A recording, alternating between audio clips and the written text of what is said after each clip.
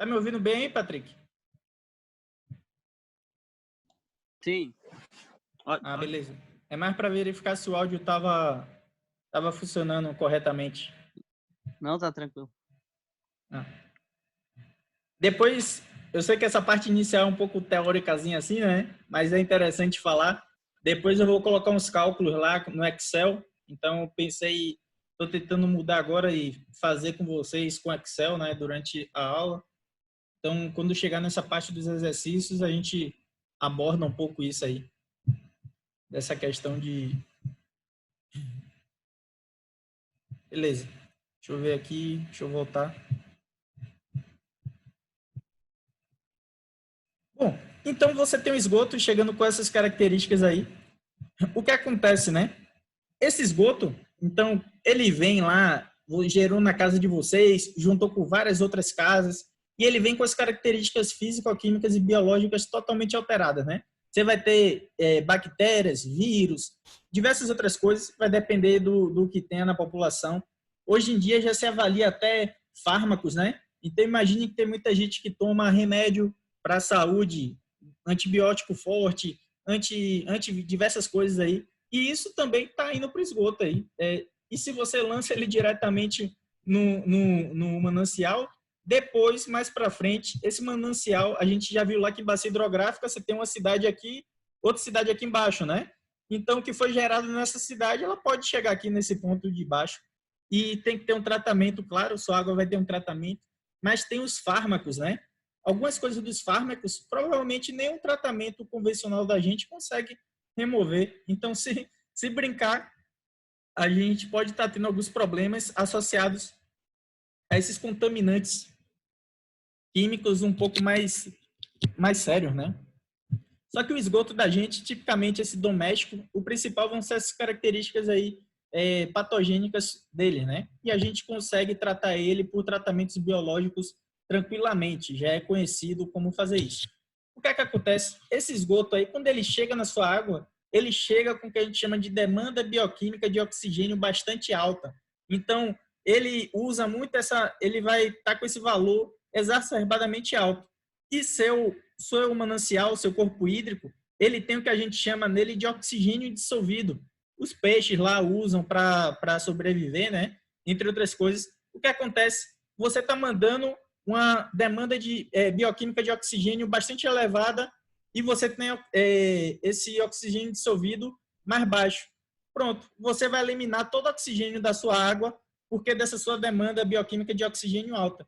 Remover oxigênio, o que é que acontece? Aqueles seus peixes ali, ó, eles começam a morrer porque não tem mais oxigênio para ele ali, ó. Você alterou tudo quando lançou esgoto diretamente no corpo hídrico sem o devido tratamento. Então, por isso que a gente deve tratar, porque se a gente não tratar o esgoto, a gente altera as características daquele meio onde a gente está lançando e todo o ciclo de vida que tem ali, ele acaba sendo comprometido, né? E acaba matando as espécies que vocês venham a ter ali naqueles pontos. E isso aqui é o que causa. Isso é o que a gente chama de eutrofização, né? Então, tem o que a gente chama de níveis tróficos. Então, você tem alguns níveis tróficos, né? Segundo um determinado método de classificação, ultra-oligotrófico, oligotrófico, mesotrófico, eutrófico, hiperotrófico. Então, você tem essas características aí. Então, esses oligotróficos, eles são aqueles que apresentam baixa concentração de nutrientes e baixa produtividade primária. Os mesotróficos, ele apresentam produtividade intermediária, então, com possíveis implicações sobre a qualidade da água, né? Mas em níveis aceitáveis. E os eutróficos, que a gente fala, apresentam alto nível de produtividade e são ricos em matérias orgânicas.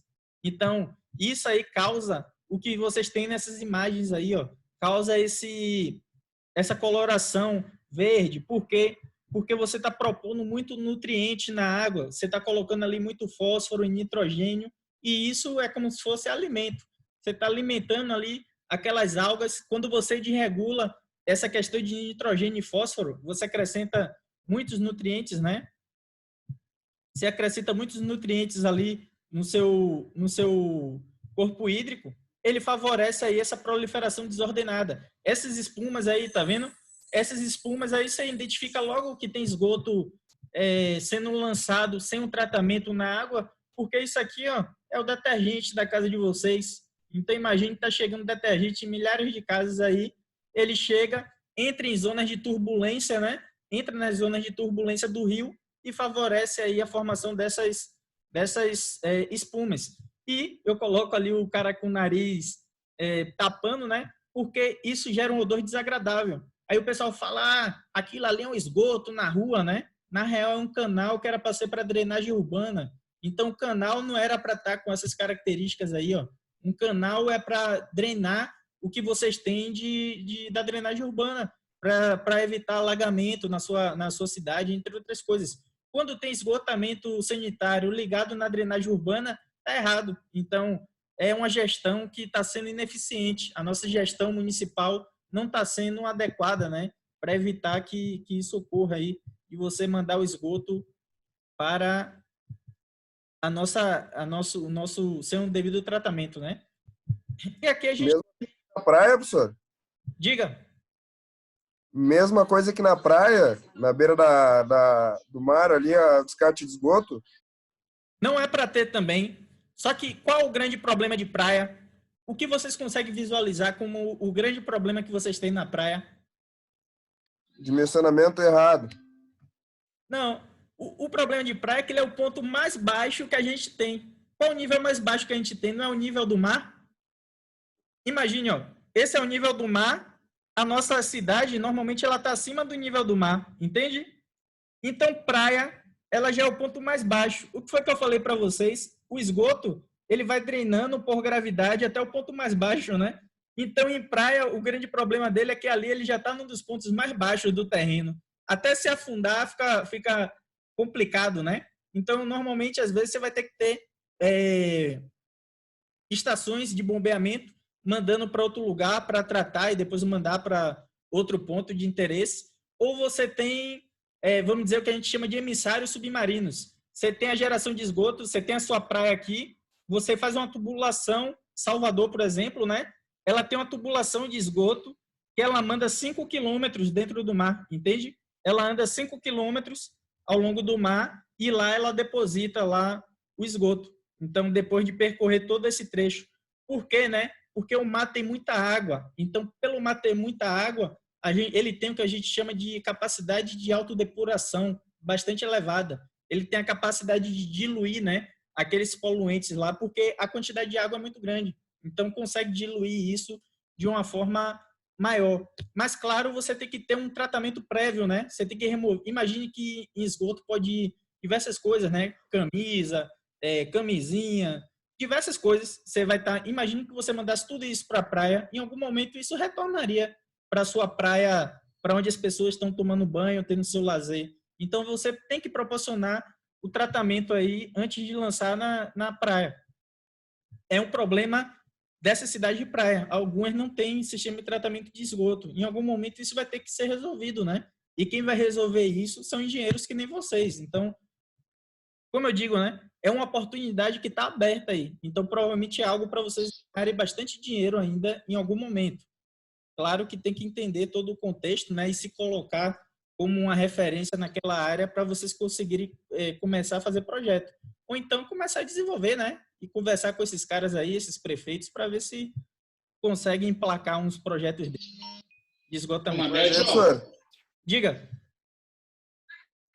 Deixa eu só te perguntar uma coisinha meio rapidinho antes do colega ali.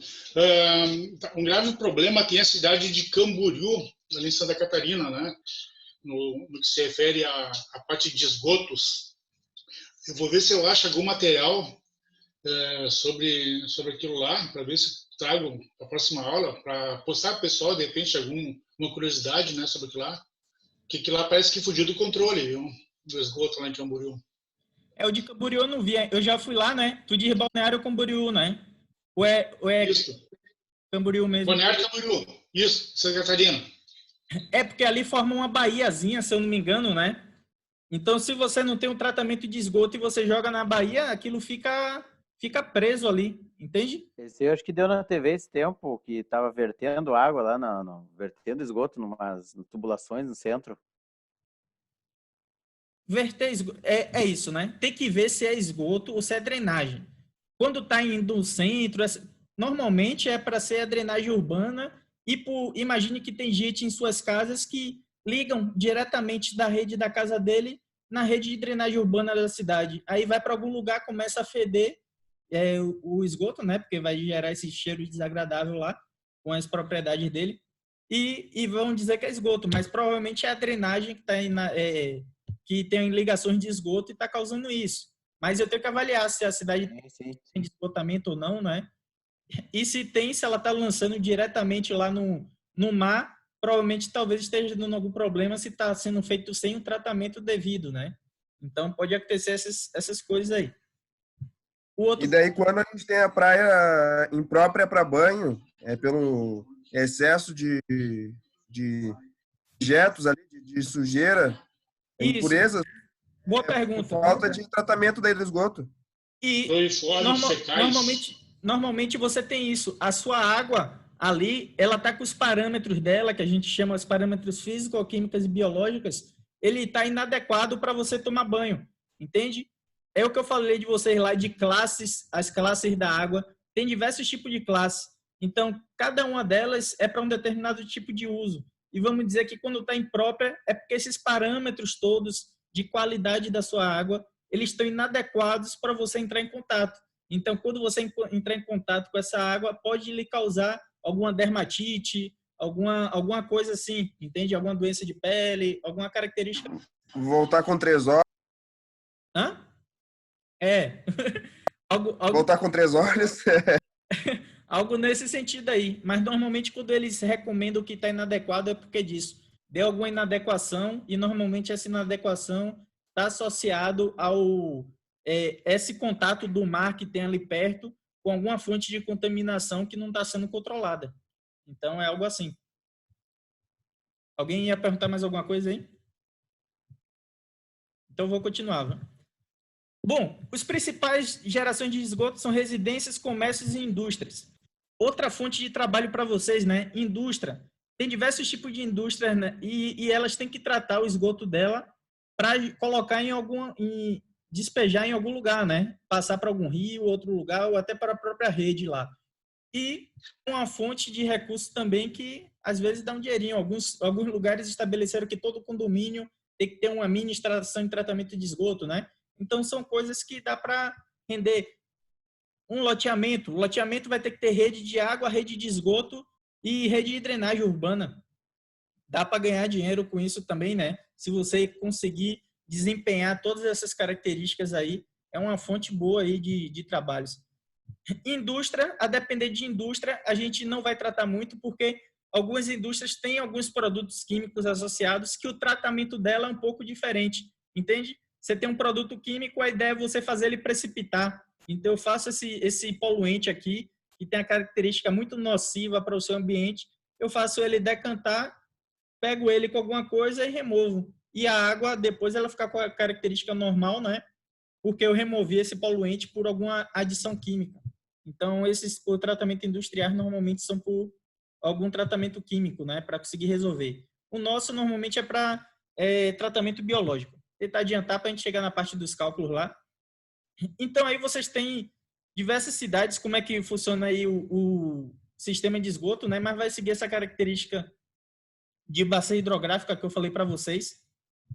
E aqui tem aqueles tipos aquedutos que eu falei, né? Mas o sistema de esgotamento sanitário utilizado antigamente, que a gente vai ter 2. Separador absoluto, né? Então, a gente vai ter o sistema separador absoluto e unitário. Então, antigamente, eles colocavam a drenagem urbana e o esgoto tudo no mesmo lugar, entende? E tudo, imagine que sua casa choveu, começou a chover, tudo veio para essa tubulação. O esgoto gerado em sua casa, tudo veio para essa tubulação. Então, tá tudo junto e tudo indo para um lugar só. E esse lugar só tem o Rio São Francisco vai para o meio do mar, né?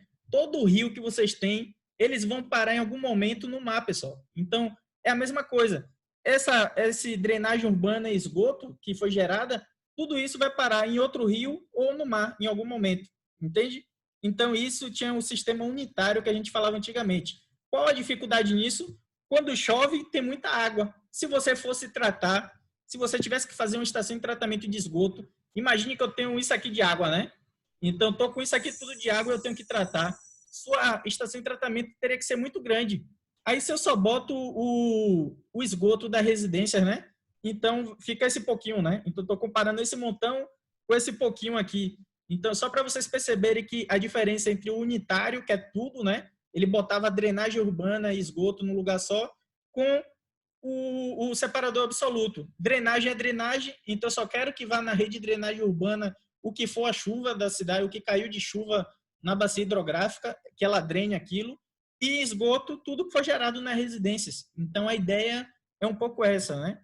E antigamente vocês tinham isso aí, que era esse sistema unitário aí. Vou adiantar essa parte aqui, porque eu estou perdendo mais tempo do que eu estava planejando.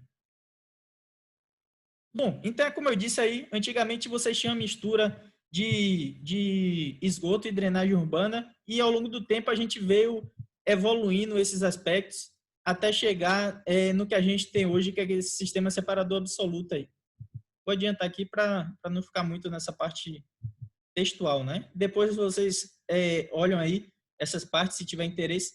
Eu coloco, às vezes, alguns textos, viu, pessoal? É porque eu posso falar só por imagem, mas para vocês terem acesso a isso, caso algum dia venham a querer olhar, né? Então, por isso que eu coloco mais os textos pensando no que vocês podem ter de acesso a eles aí futuramente. Bom, eu vou falar só dessa parte aqui da introdução, né? Esse sistema unitário aí, ele foi desenvolvido e teve bom desempenho nessas regiões subtropicais com baixo índice de pluviosidade.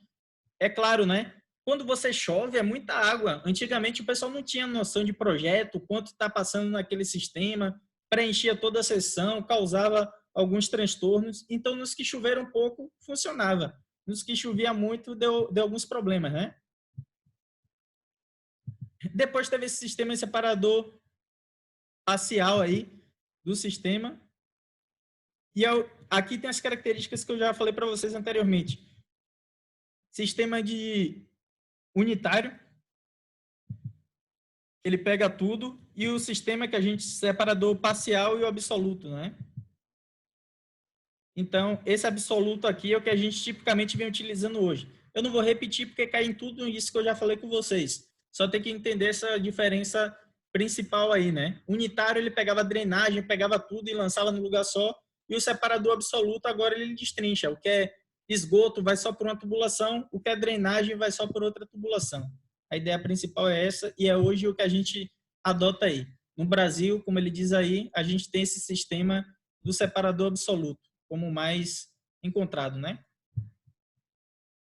Bom, essas questões aqui, tipo, os custos associados a esses sistemas, né? Eu vou ver se eu passo para vocês essa questão dos materiais de tubulação, porque isso é muito importante. A execução de obra, a gente pode pensar no projeto e tudo mais, mas a execução é todo um outro trabalho, tem diversos outros aspectos associados, e é bom entender, né? Eu vou ver se eu consigo acesso a algumas apresentações para passar para vocês, não precisa para a disciplina, né? Mas para o futuro, se vierem a precisar trabalhar com isso, vocês resgatem e verifiquem algumas características.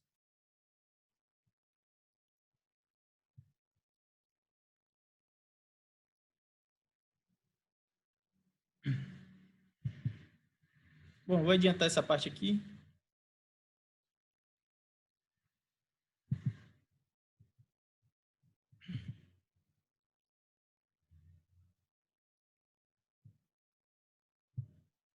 Bom, a gente tem associado a esgoto, né? Planejamento. Então, vocês têm que entender esses conceitos aí de bacia hidrográfica, verificar as comunidades nas quais vocês estão se envolvendo, né? Imagine qual é a dificuldade, eu não sei se vocês já tiveram a oportunidade de ir numa favela, né? Em algo assim, que é tudo bem estreito, as casas todas coladas umas com as outras. Então, ali é um caso difícil, né? De implantação de uma rede de coleta de esgoto, porque é tudo muito apertado, né? Não tem como você ter às vezes o equipamento não consegue adentrar nesses lugares de vilas. Por isso que eu digo, tem uns colegas meus que estavam me questionando nesses dias, né? Porque eu estava reclamando um pouco dessa condição de ocupação irregular de áreas. Então, eu acredito que a área irregular não deve ser ocupada e a primeira ocupação a prefeitura deve intervir logo, né? O gestor público deve chegar lá e, ó, começou, o cara pensou em botar um bloco no lugar, derruba logo e propõe alguma alternativa para aquele lugar. Porque se é uma área inadequada e as pessoas começam a ocupar sem um devido planejamento, futuramente aquilo vai gerar transtornos que vai ser para toda a sociedade, inclusive para as mesmas pessoas que estão ocupando aquele local, entende? Então, na minha percepção, quando eu vejo um sistema desse, se a gente tem uma grande comunidade querendo ocupar aquele lugar, tem um número grande de pessoas que estão sem recursos para área, que seja dada uma área para eles, né? Que eles tenham acesso a uma área, mas seja um lugar planejado, que seja definido loteamentos, e isso quem define são vocês, engenheiros, né? Vocês projetam lá os loteamentos, os lugares de implantação de uma comunidade. Isso não pode ser feito ao Deus dará, pelas próprias pessoas, porque apesar delas acharem que sabem o que estão fazendo, né? Normalmente não sabem, porque leva em conta todos esses conceitos aí que a gente tem de planejamento urbano e quando a ocupação é irregular, ela não respeita nenhum deles. E isso futuramente causa muitos problemas. Eu, particularmente, sou muito crítico com isso, né? Apesar de entender as necessidades das pessoas que provavelmente estão nisso, mas eu sou crítico em permitir. Eu acho que o gestor público, quando vê que está ocupando, ele tem que tomar uma medida drástica, né? O quanto antes. E vocês, quando estiverem lá em posição de orientar prefeitos, vocês têm que fazer isso. Ó. Isso aqui, mesmo que tenha essa necessidade, ou a gente faz planejado ou a gente não faz. Então, o planejamento é o que tem aí, ó, planejamento adequado. Muitos dos nossos problemas vêm dessa falta de planejamento. Investimento também é muito fraco, só que o investimento que a gente tem é fraco porque também não tem projeto, não tem engenheiro para fazer. A maioria normalmente não dá nem o valor para a disciplina, né, de saneamento aí ao longo do curso, mas mais para frente também não faz trabalho. Então, vai construir prédio sem a rede de esgoto, vai construir prédio sem a rede de abastecimento de água para o lugar. Então, porque não pensou nessas características anteriores. Quando você fizer um projeto, você tem que pensar no todo, né? Um contexto global. E é isso, baixa qualidade técnica de projetos é muito grande, porque as pessoas não têm os conceitos básicos das coisas. Então, às vezes, eu encho muito o saco, né? Com essa parte teórica e tudo mais, porque o cálculo, se a gente, depois na prática, você começa a pegar certinho como deve ser feito, é fácil. O cálculo de canais aí, vocês vão ver que é ridículo até de fazer. Quando eu passar a planilha para vocês, vai ser bem interessante, mas vai ficar replicando aquilo direto. O principal de vocês depois vai ser o planejamento, como executar, de que forma executar, resolver os problemas associados àquilo. Então, é importante entender esses conceitos iniciais por conta disso, né? Ô, Mamed, ó. Diga, Volpato. Tu vai passar a planilha pronta ou tu vai mandar a gente fazer? Não, vocês vão ter que fazer. Vou dividir em grupos. Ah, tá. Eu não entrego nada pronto. É isso. Vocês podem, que nem os exercícios, né? Muitos estavam até com valores errados. Eu, na real, eu gosto da pessoa tentar, né? Dela se permitir fazer as coisas. Então, na real, quando eu proponho tudo isso aí, é para vocês tentarem ir no adequando. Um colega, pô, mas não teve o retorno ali. É muito trabalho. Aí eu pensei em ter um geral, né? Explicando mais ou menos tudo. Aí eu estou pensando em fazer isso para vocês terem um retorno de minha parte, né? Eu olhei um trabalho por um do de vocês, identifiquei vários erros lá, assim. Só que não tentei mensurar muito por isso, eu tentei mensurar mais pela pessoa se permitir, né? Tentar fazer aquela situação. Então, é bom ter o cuidado na hora dos cálculos. Muitas coisas é erro de unidade. Então, coisa básica. Então, não chegou a dar uma circulada lá, errei um dia apontar os erros lá. É isso. Eu pensei em botar um geral, porque não tem como colocar um por um, sabe? Eu verifiquei, fui vendo, mas era muita coisa também. Então, é que às vezes pode ser realmente ser só uma coisinha, o cara dá para melhorar ali, para o cara arrumar, senão... Mas eu vou ver direito como dar esse retorno para vocês daquela planilha, mas de algum modo eu devo dar algum retorno. E essa próxima que a gente vai fazer de esgotamento sanitário vai ser a mesma para todo mundo e é o que tipicamente as pessoas fazem de projeto de esgotamento sanitário. Então, eu vou dar para vocês uma planilha, um bairro, um loteamento, e vocês vão ter que fazer. Para próximas disciplinas, eu vou começar a fazer as pessoas pegarem um bairro, né, da cidade. Vocês têm uma ferramenta incrível que é o Google Earth, entende? Vocês podem ir lá no Google Earth, pessoal, e conseguir as cotas dos locais. Então, com aquele software, você consegue dimensionar uma redezinha para um trabalho desse da disciplina da gente. Então, eu estou pensando em fazer um trabalho desse, né? Para de vocês agora não, porque está nesse modo à distância. A ideia era fazer isso esse semestre, mas como está meio assim ainda, eu não fiz. Mas em próximas vai ser meio assim. Vai ter que procurar o Google Earth, coletar as cotas, então fazer como se fosse um trabalho normal. O que eu estou tentando fazer agora é isso, né? Tentar fazer vocês executarem projetos que vocês vão executar ao saírem da faculdade. A ideia presente, né, minha está sendo um pouco essa, fazer vocês executarem casos práticos, né? Eu vou tentar sempre exercer um pouco isso, porque é o que vocês vão encontrar depois, né? Eu sei que eu falo um bocado aí de um bocado de besteira, mas quando eu tento passar tudo isso para vocês, é para que vocês saiam o melhor possível lá para frente, né? E entendam todas as características do sistema que vocês estiverem dimensionando. Professor, é Google Earth? O Google, você não tem o Google Maps aí? Sim, sim. Então, A o grosso Google modo Earth Pro. é arte. EAR. Ah, tá. Tá, foi. Google Earth Pro. Então, Google Earth. Tá, agora foi aqui. Fechou. O Pro, viu? O Google Earth Pro. Ó, beleza. É o Pro que é o que vocês vão utilizar. E é muito interessante. Para abastecimento de água, esgoto, drenagem, você consegue usar ele, obter as cotas. Quando vocês fizerem loteamento também, tem diversas outras formas. Eu estou fazendo com o uso de drone, né? Eu consegui os dados de drone. Então, vamos dizer, peguei um... Mas é outro padrão, né, professor? Drone é outro padrão, né? A empresa é forte, hein? Mas é isso. Imagine que dá para você fazer para todos esses trabalhos. Pessoal, o que eu falo aqui, ó, vocês têm acesso em milhares de locais. Você pode ter acesso ao conteúdo que eu estou passando. É claro que eu tento colocar tudo que vocês precisam ter, né? Mas o principal, quando vocês saírem, vai ser a obtenção de dados. É a obtenção de dado de cota, Sim. de altura, das ruas, entre diversas outras coisas. Por isso que eu falei para vocês tentarem se aprimorar naquele software de geoprocessamento, porque isso vai ajudar de vocês, ó, futuramente milhares de vezes, se puderem aprender. Aquele que o senhor falou antes, o QGIS, ArcGIS, ele não é free, né? Não, o ArcGIS eu não consigo versão estudante, né? O ArcGIS é o melhor, só que ele é pago. Sim. E aí tem as versões que a gente não usa, né? Mas vai saber lá. Sim. O craque de futebol. E tem o QGIS, né? QGIS que é barato, que é gratuito, e tem o Map Window também que é gratuito. Map Window. Map Window.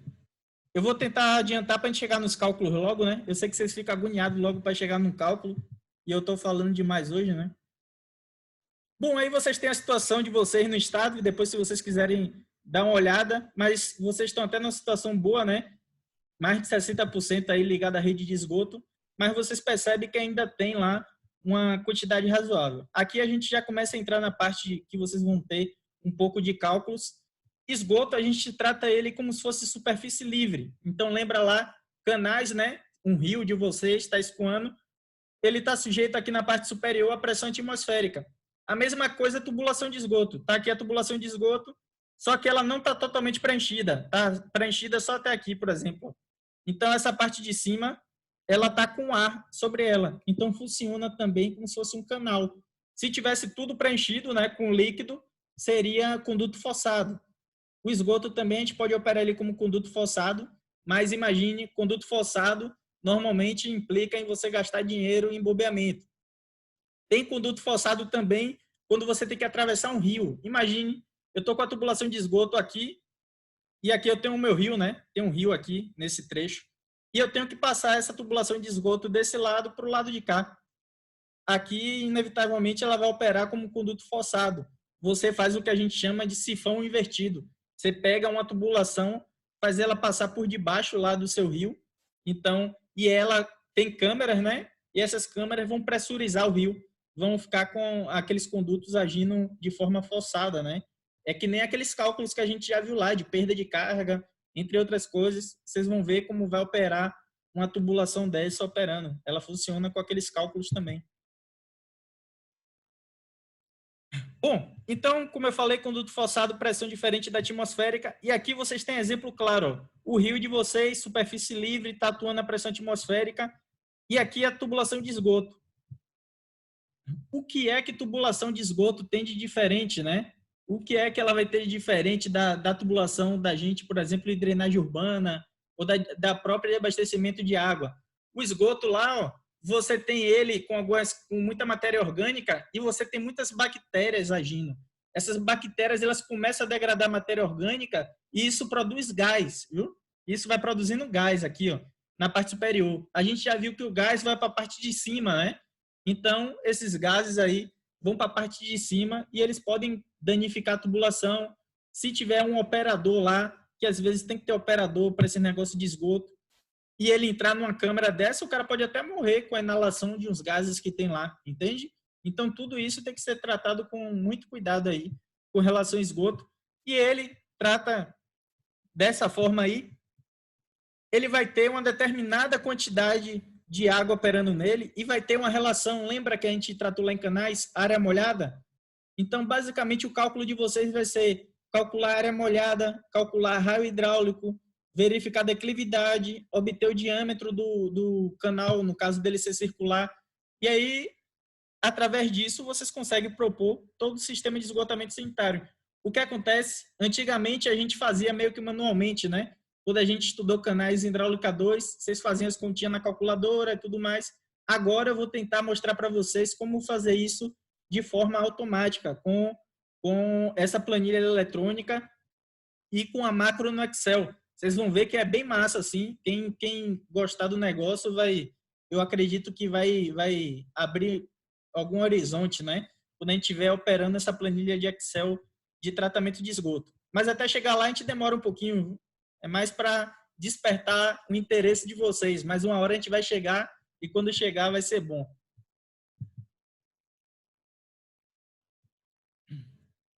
Bom, em esgoto normalmente a gente utiliza a seção circular. A ideia, a gente ter essas características aqui. Então, aquelas questões de escoamento permanente, não vou falar isso de novo, né, que eu já falei em hidráulica algumas vezes, e vocês, às vezes, podem encher o saco lá. Isso aqui, lembra vocês o quê? Aquela nossa equação de Bernoulli, né? Z mais P sobre gama, V ao quadrado sobre 2G. Começa a lembrar um pouco aqui daquela nossa equação da energia de Bernoulli.